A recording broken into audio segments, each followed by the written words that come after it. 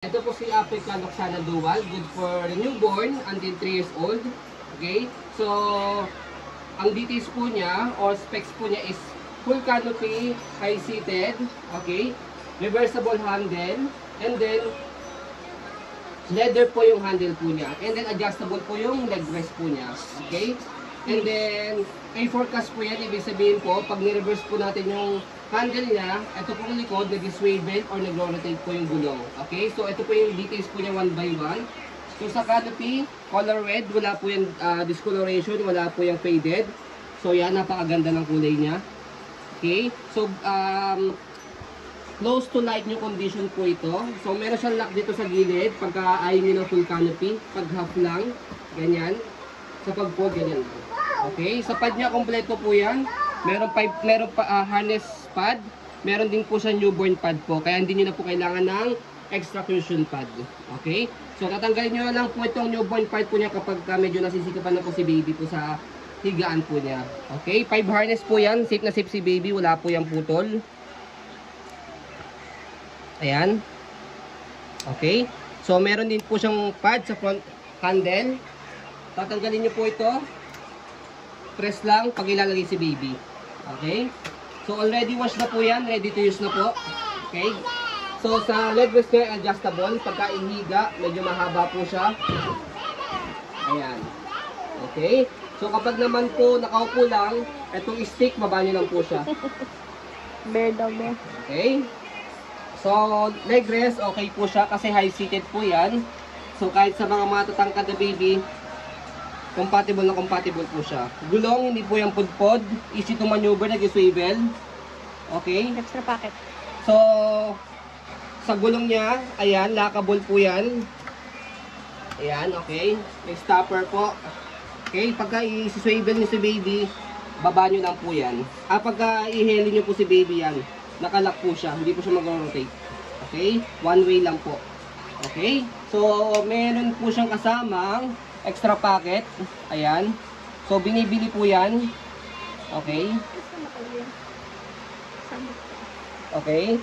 So, regarding naman po sa body frame po niya, ayan po yung body frame. Okay na okay po, pwede po sa maselan. Wala naman lang.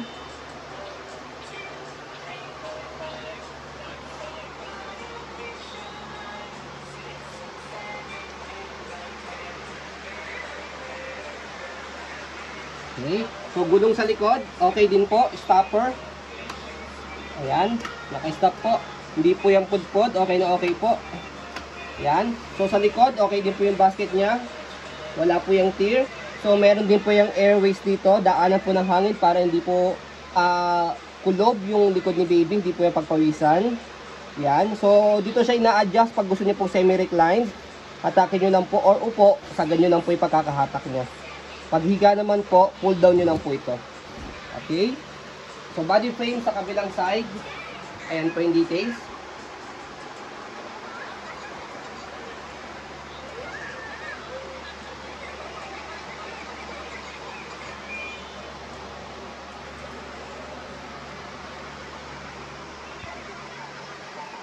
Okay? So, regarding naman po sa handle, so yan, napakaganda po niya. Leather. Okay? So, ganito po ang design niya kapag nakahiga po siya. Okay? So, kapag naka-reverse naman po, as you can see, yung harapan nag-rotate, yung gulong, yung likod hindi. Pero pag ni-reverse natin, so, itong likod naman yung mag-rotate, ito naman po harapan ng hindi. Ayan. Kaya, yun po yung kinagandaan sa kanya dahil easy to maneuver po siya. Ayan. So, ganyan po ang design niya kapag naka-reverse naman po. Okay? So, pagka pinold po siya, make it sure, pag binalik po ninyo, yung handle niya is, yung likod is hindi na po siya mag-swivel, yung harap na po mag-swivel para compact na po siya mag-fold. Okay? So, baba nyo na po muna yan. So, fold nyo na po yung canopy. So, sa higaan po niya, make it sure na nakaupo po. Ayan. So, after niya, slide nyo lang po ito and then press sa ilalim kasi kapag hindi nyo pinrest, nakalock po siya. One hand fold, one hand open po ito kaya madali lang po. Slide press, angat lang ng konti yung likod, tapos pull down sa baba. Ganun din sa pag-open, slide press, angat ng konti, tapos buka lang po. So, ganun lang po siya, kadali gamitin kahit hawak po si baby, ma-open nyo po siya, ma-fold nyo po siya. Okay?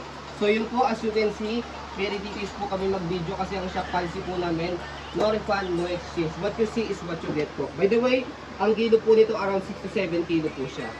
Okay, so yun po, maraming salamat po. Lightweight po ito. Okay, maraming salamat po. Have a nice day and God bless po.